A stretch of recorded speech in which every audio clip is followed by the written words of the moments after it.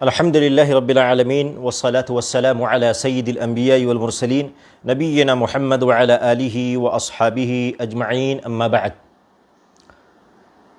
ناظرین کرام، آج میں آپ لوگوں کے سامنے کتاب التوحید کی شرح لے کر کے حاضر ہوا ہوں، اور انشاءاللہ بإذن اللہ یہ سلسلہ برقرار رہے گا انشاءاللہ، اور کوشش رہے گی کہ اس لائیو میں انشاءاللہ بإذن اللہ زیادہ سے زیادہ فائدہ ہو۔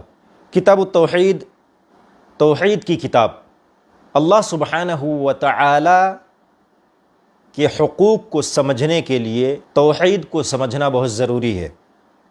کتاب التوحید یہ ایسی عظیم کتاب ہے جس کے اندر امام محمد بن عبد الوہاب رحمہ اللہ نے کتاب و سنت کو ترتیب دی ہے۔ بہت سارے لوگ یہ گمان کرتے ہیں کہ اس کے اندر انہوں نے اپنے افکار کو ڈالا ہے، لیکن یہ بات سراسر غلط ہے۔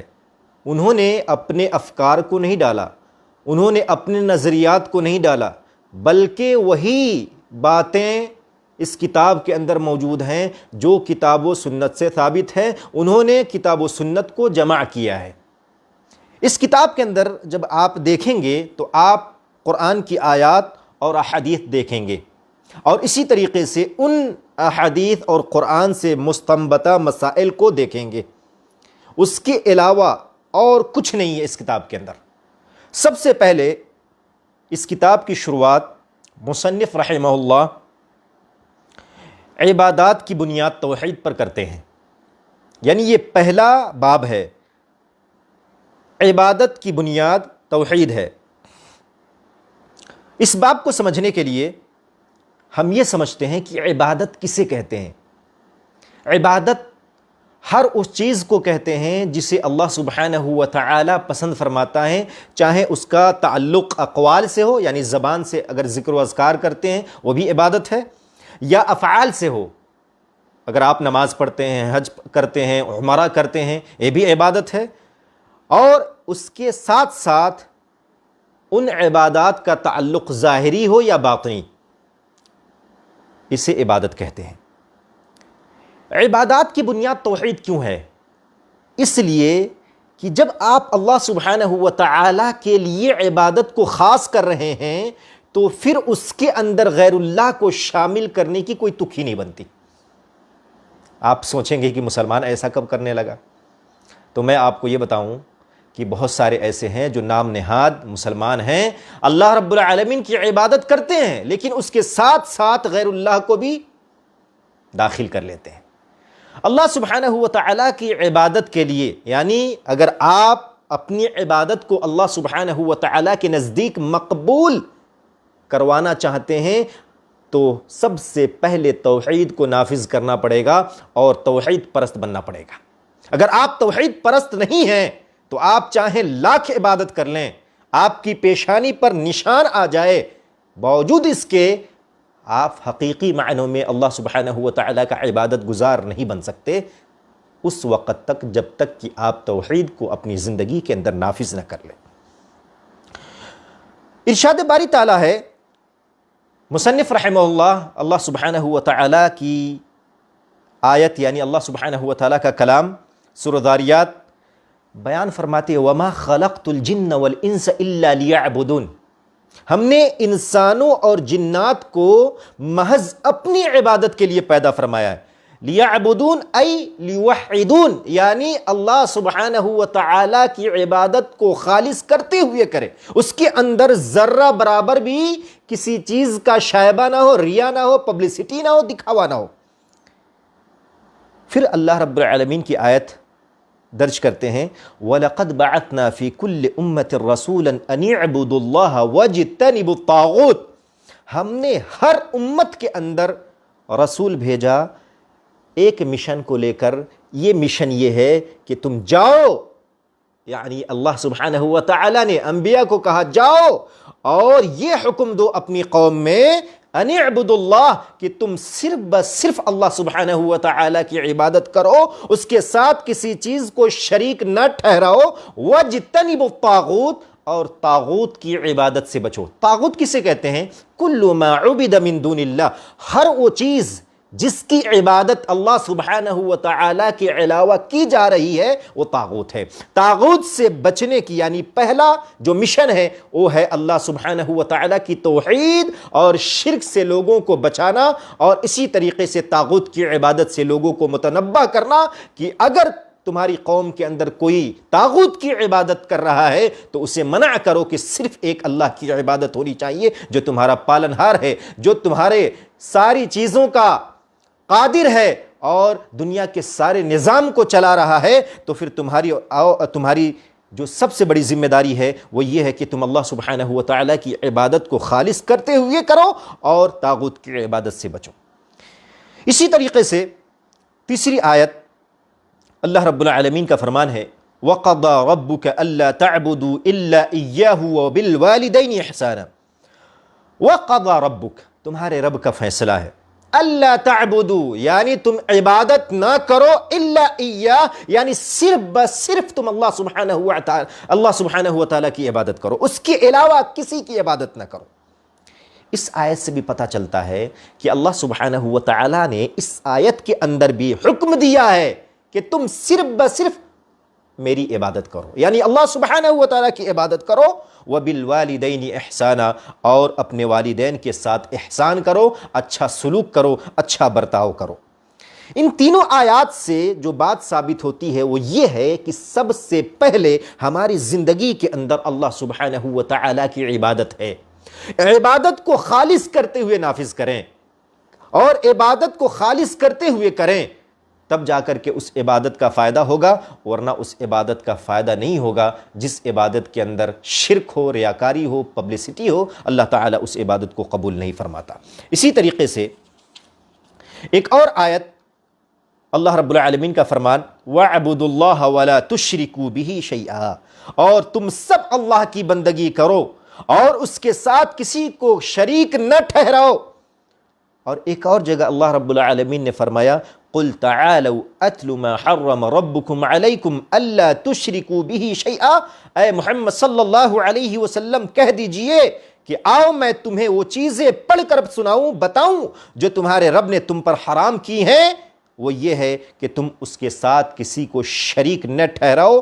حضرت عبداللہ بن مسعود رضی اللہ تعالی عنہ فرماتے ہیں کہ جو شخص حضرت صلی اللہ علیہ وسلم کی وصیت ملاحظہ کرنا چاہتا ہو تو وہ اللہ رب العالمین کا یہ فرمان پڑھ لے۔ کون سا فرمان ہے؟ قُلْ تَعَالَوْا أَتْلُ مَا حَرَّمَ رَبُّكُمْ عَلَيْكُمْ أَلَّا تُشْرِكُوا بِهِ شَيْئًا وَبِالْوَالِدَيْنِ إِحْسَانًا وَلَا تَقْتُلُوا أَوْلَادَكُمْ مِنْ إِمْلَاقٍ نَحْنُ نَرْزُقُكُمْ وَإِيَّاهُمْ وَلَا تَقْرَبُوا الْفَوَاحِشَ مَا ظَهَرَ مِنْهَا وَمَا بَطَنَ وَلَا تَقْتُلُوا النَّفْسَ الَّتِي حَرَّمَ اللَّهُ إِلَّا بِالْحَقِّ ذَلِكُمْ وَصَّاكُمْ بِهِ لَعَلَّكُمْ تَعْقِلُونَ وَلَا تَقْرَبُوا مَالَ الْيَتِيمِ إِلَّا بِالَّتِي هِيَ أَحْسَنُ حتى يبلغ أشده وأوفوا الكيل والميزان بالقسط لا نكلف نفسا إلا وسعها وإذا قلتم فاعدلوا ولو كان ذا قربى وبعهد الله أوفوا ذلكم وصاكم به لعلكم تذكرون وأن هذا صراطي مستقيما فاتبعوه ولا تتبعوا السبل فتفرق بكم عن سبيله ذلكم وصاكم به لعلكم تتقون۔ اے محمد صلی اللہ علیہ وسلم کہہ دیجئے کہ آؤ میں تمہیں وہ چیزیں پڑھ کر سناؤں جو تمہارے رب نے تم پر حرام کی ہیں، کہ پہلی چیز تم اللہ سبحانہ و تعالیٰ کے ساتھ کسی کو شریک نہ ٹھہراؤ۔ ان جو آیات کے اندر سورہ انعام کی آیت ہے 151 سے 153 تک، سب سے پہلا حکم اللہ سبحانہ و تعالیٰ کا کہ اس کے ساتھ کسی کو شریک نہ ٹھہراؤ۔ یعنی جتنی آیات آپ دیکھ لیں سب سے بڑا جرم اور ظلم یہ شرک ہے، اللہ سبحانہ و تعالیٰ کی عبادت میں کسی دوسرے کو شریک ٹھہرانا، یا اسی طریقے سے جو شرک خفی ہے، ریا، پبلسٹی، یہ بھی اگر آپ کی عبادت کے اندر داخل ہو جائے تو یہ آپ کی عبادت کو یہ شرک خفی اکارت کر دیتا ہے، برباد کر دیتا ہے، اور یہ شرک خفی دھیرے دھیرے یہ شرک اکبر میں تبدیل ہو جاتا ہے۔ تو میرے بھائیوں، سب سے پہلے اللہ رب العالمین نے ان آیات کے اندر جو سورہ انعام کی آیت ہے، سورہ 151 سے لے کر کے 153 کے اندر، سب سے پہلے اللہ رب العالمین نے حکم دیا کہ تم اس کے ساتھ کسی کو شریک نہ ٹھہراؤ، یعنی اللہ رب العالمین کی عبادت میں کسی کو شریک اور ساجھی نہ ٹھہراؤ۔ نمبر 2، اور ماں باپ سے بدسلوکی نہ کرنا بلکہ اپنے والدین کے ساتھ حسن سلوک کرو۔ اس آیت کریمہ کے اندر اور اسی طریقے سے وَقَضَى رَبُّكَ أَلَّا تَعْبُدُوا إِلَّا إِيَّاهُ وَبِالْوَالِدَيْنِ إِحْسَانًا، پتہ چلتا ہے کہ اللہ سبحانہ و تعالی نے اپنے حقوق کے بعد والدین کے حقوق کا تذکرہ کیا ہے۔ یعنی اللہ سبحانہ و تعالی کی عبادت سب سے اول ہے، سب سے اوپر ہے، لیکن اس کے بعد اللہ سبحانہ و تعالی نے والدین کی فرمانبرداری اور والدین کی خدمات انجام دینے کے لیے دوسرے نمبر پر ماں باپ کو ٹھہرایا کہ ماں باپ کے ساتھ اچھا سلوک کرو، اچھا برتاؤ کرو۔ اور اسی طریقے سے تیسرے نمبر پر فرمایا اور اپنی اولاد کو مفلسی کے ڈر سے قتل نہ کرو۔ یہاں پر وضاحت مطلوب ہے۔ بہت سارے لوگوں کا عقیدہ ہے کہ اگر میری اولاد آئے گی تو کیسے اس کی گزر بسر اور اسی طریقے سے اس کی پرورش پرداخت کیسے ہوگی، یہ آپ کی ذمہ داری نہیں، آپ کی سوچ نہیں۔ اللہ رب العالمین آگے فرماتا ہے ہم تمہیں بھی رزق دیتے ہیں اور انہیں بھی دیں گے جو آنے والا ہے۔ آپ رزق کی فکر نہ کریں۔ آج ہماری سب سے بڑی پریشانی یہ ہے کہ ہم رازق کو بھول بیٹھے ہیں اور رزق کی فکر کر رہے ہیں۔ جب ہم رازق کی فکر کرنے لگیں گے اور رزق ایٹومیٹک ہمارے پاس آئے گا۔ ہم نے جب سے اللہ رب العالمین کو فراموش کر دیا، اللہ نے ہمیں فراموش کر دیا۔ اللہ تعالیٰ کو ہماری کوئی ضرورت نہیں ہے، ہم سب کو اللہ سبحانہ و تعالیٰ کی ضرورت ہے۔ اسی لیے اپنی اولاد کو فقر و فاقہ کے ڈر سے قتل نہ کرو۔ بہت سارے لوگ ایسے ہیں جو ایبورشن کروا دیتے ہیں، اپنے بچوں کو گروا دیتے ہیں۔ جب اسے پتا چلتا ہے کہ بیٹی ہے تو پیٹ کے اندر ہی اس کو مروا دیتے ہیں اور اس کا ایبورشن کروا کے گروا دیتے ہیں۔ یہ بہت بڑا جرم ہے اور ظلم ہے، اللہ سبحانہ و تعالیٰ اسے معاف نہیں کرے گا، یہ کبیرہ گناہ ہے۔ لیکن ایک بات اور ہے کہ اللہ رب العالمین نے یہ ہمیں پیغام دیا ہے کہ ہم تمہیں بھی رزق دیتے ہیں اور انہیں بھی رزق دیں گے جو آنے والے ہیں۔ یہاں پر میں یہ کہنا چاہتا ہوں کہ بچے پیدا کرنا اور اس کے ساتھ ساتھ اس کی پرورش اور اس کی تعلیم و تعلم کے حوالے سے ہوش کا ناخن لینا، یہ گارجین کی ذمہ داری ہے۔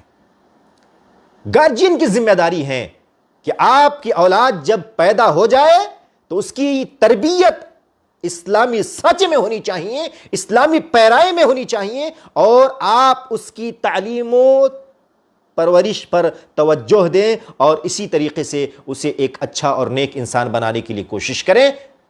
بچہ پیدا کرنا یہ بہت آسان ہے، لیکن اس کی پرورش اور پرداخت میں بہت ساری توانائیاں صرف کرنی ہوتی ہے۔ یہ عام بات نہیں، بلکہ بچوں کی پرورش یہ بے حد ضروری ہے۔ یہ والدین کی ذمہ داری ہے کہ آپ اپنے بچوں کو اعلیٰ سے اعلیٰ تعلیم دیں، یہ آپ کی ذمہ داری ہے، آپ اس کو لکھ کر کے رکھ لیں۔ لیکن اپنے بچوں کو فقر و فاقہ کے ڈر سے رحم مادر کے اندر قتل نہ کرے، یہ کبیرہ گناہ ہے، اللہ سبحانہ و تعالی معاف نہیں کرے گا۔ اسی طریقے سے آگے فرمایا چوتھے نمبر پر، اور تم بے حیائی کے کاموں میں یا اسی طریقے سے تم بے حیائی کے کاموں کو فروغ نہ دو یا اس کے قریب نہ جاؤ، ظاہری ہو یا پوشیدہ۔ اگر وہ بے حیائی ہے تو آپ اس کے قریب بھی نہ جائیں۔ لیکن آج سوشل میڈیا کے دور میں مسلمان گھرانہ بھی ٹک ٹاک پر ناچ رہا ہے، مسلمان گھرانہ بھی سوشل میڈیا پر ناچ رہا ہے، سوشل میڈیا پر دنیا کمانے کے لیے، اپنے پیٹ کو پالنے کے لیے حرام خوری کر رہے ہیں۔ جب ان سے کہا جاتا ہے کہ اسلام کے اندر بیٹیوں کو عزت کے ساتھ رکھا جائے، بہوؤں کو عزت کے ساتھ رکھا جائے، ماؤں کو عزت کے ساتھ رکھا جائے، پردے کا اہتمام کروایا جائے، تو جب وہ کہتے ہیں کہ بھائی ہمیں اسی سے روزی ملتی ہے تو ہم کیوں نہ کریں۔ اتنا ایمان سستا ہو گیا ہے، اتنا ایمان کمزور ہو گیا ہے کہ آپ کو اللہ پر یقین نہیں ہے کہ وہ اللہ جس نے تمہیں پیدا کیا ہے وہ اللہ تمہیں روزی سے بھی نوازے گا۔ تم حرام خوری کے اندر اپنے آپ کو داخل کیے ہوئے ہو، حرام خوری سے نکلو۔ اللہ تبارک و تعالی کو خوش کرنے کے لیے، اللہ رب العالمین کو راضی کرنے کے لیے کوشش کرو، اسٹرگل کرو، اللہ تبارک و تعالی روزی تمہارے قدموں کے اندر لا کر کے ڈالے گا۔ لیکن آج ہمارا ایمان اتنا کمزور ہو گیا کہ آج ہم اپنی بیٹیوں کو سوشل میڈیا پر نچوا رہے ہیں۔ ہم مسلمان نام کے ہیں، لبرل مسلمان ہیں، جو اپنی بیٹیوں کو سوشل میڈیا پر نچوا رہے ہیں اور عزت کا جنازہ نکال رہے ہیں اور ذرہ بھی پرواہ نہیں ہے کہ ہماری بیٹی کیا کر رہی ہے، ہماری بیوی کیا کر رہی ہے۔ بعض بے غیرت تو ایسے بھی ہیں جو اپنی بیویوں کو تماش بینوں کے حوالے کر دیتے ہیں اور تماش بینوں کے حوالے کر کے لائک بٹورتے ہیں اور اسی طریقے سے اس پر مزید پیسہ بھی حصول کرتے ہیں۔ یہ سراسر ناانصافی ہے، ظلم ہے اس کے اوپر جو یہ کر رہا ہے۔ نہ کریے ایسا بے غیرتی، یہ بے غیرتی ہے کہ آدمی اپنی بیوی کو جو اس کی عزت کرنی چاہیے، اس کو احترام کے ساتھ اپنے گھر میں رکھنا چاہیے، کیونکہ کھلانا تمہاری ذمہ داری ہے، تمہاری بیوی کی ذمہ داری نہیں ہے۔ جب تم نے شادی کی ہے تو اس کا سکنا، اس کی ذمہ داری، اس کا کھانا، ساری چیزیں تمہارے اوپر عائد ہے۔ تم اپنی بیویوں کو نہیں نچا سکتے، یہ اسلامی قوانین کے خلاف ہے، اسلامی ضابطے کے خلاف ہے کہ تم اپنی بیویوں کو نچا کر کے پیسے کماؤ، یہ کبھی نہیں ہو سکتا۔ اسی لیے بے حیائی کے کاموں کے قریب بھی نہ جاؤ۔ اب ایک آیت، اس آیت کے اندر اللہ تبارک و تعالی نے کتنا باریک نقطہ اختیار کیا ہے۔ اللہ تعالی نے کہا وَلَا تَقْرَبُوا الْفَوَاحِشَ مَا ظَهَرَ مِنْهَا وَمَا بَطَنَ، یعنی فواحش منکرات کے قریب بھی نہ جاؤ۔ یہ اللہ نے یہ نہیں کہا کہ تم منکرات نہ کرو، تم فواحش کا ارتکاب نہ کرو، بلکہ اللہ نے قریب جانے سے بھی روکا ہے۔ تو پھر ہم فواحش کا ارتکاب کیسے کر سکتے میرے بھائیوں؟ قریب جانے سے اللہ نے منع کیا کہ برائیوں کے قریب نہ جاؤ ورنہ برباد ہو جاؤ گے، چاہے ظاہری ہو یا پوشیدہ ہو، برائی تو برائی ہوتی ہے۔ اسی لیے میرے بھائیوں، برائیوں کے قریب بھی نہ جانا، برائیاں آپ کو ہلاک کر دیں گی، برائیاں آپ کو برباد کر دیں گی۔ اور اسی طریقے سے آگے فرمایا اور جس کا قتل اللہ نے حرام ٹھہرایا ہے، یعنی اسلام نے قتل کو حرام ٹھہرایا ہے، یعنی جس کا قتل اسلام نے حرام ٹھہرایا ہے اسے قتل نہ کرو، اسے قتل کرنا یہ حرام ہے۔ اسلام سکھاتا ہے کہ ہم ناحق کسی کو قتل نہیں کر سکتے، ناحق کسی کا خون نہیں بہا سکتے، مگر حق اور جائز طریقے کے ساتھ۔ کیا مطلب؟ اسلام کا قانون ہے اگر آپ کسی کو جان سے مارتے ہیں تو قصاصاً آپ کو بھی مارا جائے گا، لیکن اگر مقتول کے ورثہ آپ کو اگر معاف کرنا چاہیں تو دیت دے کر کے آپ ان سے معافی تلافی کر سکتے اگر وہ راضی ہو جائے۔ لیکن اگر وہ راضی نہ ہوئے، آپ نے کسی کو قتل کر دیا تو قصاصاً آپ کو بھی قتل کیا جائے گا۔ یہ ہے مگر حق اور جائز طریقے کے ساتھ۔ لیکن اسلام نے کسی کا خون ناحق بہانے سے منع فرمایا ہے، یہ سمجھنے والی بات ہے۔ بہت سارے لوگ ایسے ہیں جو اسلام کے خلاف باتیں بکتے ہیں اور کہتے ہیں اسلام کے اندر تو دوسروں کی کوئی عزت نہیں ہے، غیر مسلموں کی کوئی عزت نہیں ہے، اسی طریقے سے ہندوؤں کی کوئی عزت نہیں ہے، غیر مسلم بھائیوں کی کوئی عزت نہیں۔ اسلام ساری جان کی حفاظت کی ذمہ داری لیتا ہے اور اسی طریقے سے منع کرتا ہے کہ کسی کو ناحق طریقے سے نہیں مارنا چاہیے، یا اسی طریقے سے کسی کو اگر کسی نے ناحق طریقے سے مار دیا تو پھر قصاص واجب ہو جاتا ہے، وہاں پر قصاص دینا پڑے گا، یعنی جان کے بدلے جان، آنکھ کے بدلے آنکھ، یہ ہے قصاص۔ اور اسی طریقے سے آگے اللہ رب العالمین نے فرمایا اور اس اللہ نے تمہیں ان باتوں کی ہدایت کی ہے تاکہ تم عقل سے کام لو۔ یہ 6 چیزیں اللہ تبارک و تعالیٰ نے بیان کرنے کے بعد یہ کہا کہ تم عقل مند ہو جاؤ۔ برائیاں واضح ہیں، بے حیائیاں واضح ہیں، اسی طریقے سے شرک جو سب سے بڑا ظلم ہے، جرم ہے، وہ بھی واضح ہے، ساری برائیاں واضح ہیں، اسی لیے تم عقل سے کام لو۔ اور آگے اللہ رب العالمین نے فرمایا اور تم یتیم کے مال کے قریب بھی نہ جاؤ مگر ایسے طریقے سے جو انتہائی بہترین اور پسندیدہ ہو، یہاں تک کہ وہ جوانی کو پہنچ جائے۔ یعنی یتیم کے مال کو کھانے کی ممانعت بھی صادر ہو رہی ہے، جو لوگ یتیم کے مالوں کو کھا جاتے ہیں۔ لیکن اگر آپ اس یتیم کے مال کی حفاظت کرنا چاہتے ہیں تو آپ اس کو تجارت میں لگائیں، جب وہ بڑے ہو جائیں تو آپ اس کی امانت اس کو واپس کر دیں، جو تجارت میں منافع ہوا ہے وہ بھی آپ کو واپس کرنا پڑے گا۔ اسی طریقے سے آگے فرمایا انصاف کے ساتھ ناپ تول پورا کرو، بے انصافی نہ کرو۔ آج یہ بھی ہے، تھوڑے سے کمانے کے لیے ناپ تول میں بھی ادھر سے ادھر کر دیتے، نیچے کچھ لگا دیتے ہیں۔ بھائی ایمان کی کوئی فکر ہی نہیں ہے، ہمارا ایمان ضائع ہو رہا ہے۔ ناپ تول کے اندر کمی کرنا یہ بھی جرم ہے، یہ جرم ہے، جریمہ ہے، اس کو سمجھنے والی بات ہے۔ لیکن لوگ تجارت کرتے ہیں، بزنس کرتے ہیں، لیکن اس چیز کا خیال نہیں رکھتے۔ ناپ تول کے اندر ارے کم ہو جائے، بیشی نہیں ہونی چاہیے، زیادہ نہیں ہونا چاہیے، آپ زیادہ دے دو کم نہ کرو، یہ بہت بڑا گناہ ہے ناپ تول میں کمی کرنا، یعنی ناپ تول میں پورا دو۔ ہم کسی جان کو اس کی وسعت سے بڑھ کر مکلف نہیں بناتے۔ مطلب کیا ہے؟ یعنی اس آیت سے اٹیچ ہے، یعنی آپ حتی المقدور پورا تولنے کی کوشش کریں جہاں تک ہو سکے۔ آپ کمی نہ کریں بلکہ تھوڑا سا زیادہ ہو جائے یہ منظور، لیکن کمی ہو جائے گی تو پھر اللہ سبحانہ و تعالی آپ سے پوچھے گا کہ کم کیوں دیا اسے۔ اللہ رب العالمین کے عہد کو پورا کرو، بدعہدی نہ کرو، اور اس اللہ نے تمہیں ان باتوں کی ہدایت کی ہے شاید کہ تم نصیحت حاصل کرو، نصیحت قبول کرو۔ میرے بھائیو، اللہ کا عہد ہے، یہ سارے اللہ کے عہود ہے، ان عہود کی پاسداری کرنا ہم سب کی ذمہ داری ہے۔ اس لیے میرے بھائیو، اللہ رب العالمین نے ان جرائم کو آپ کے سامنے ذکر کرتے ہوئے آپ کو بچنے اور اسی طریقے سے راہ راست پر آنے کے لیے اللہ کے نبی صلی اللہ علیہ وسلم نے بہت ساری حدیثیں رکھی ہیں، اور اللہ کے حقوق کیا ہیں اس پر بھی انشاءاللہ باذن اللہ گفتگو ہوگی آئندہ درس کے اندر۔ اللہ سبحانہ و تعالیٰ سے دعا ہے کہ اللہ تعالیٰ ہم تمام لوگوں کو نیک عمل کرنے کی توفیق عطا فرمائے، اور شرک جیسے بھیانک اور عظیم جرم اور ظلم سے بچنے کی توفیق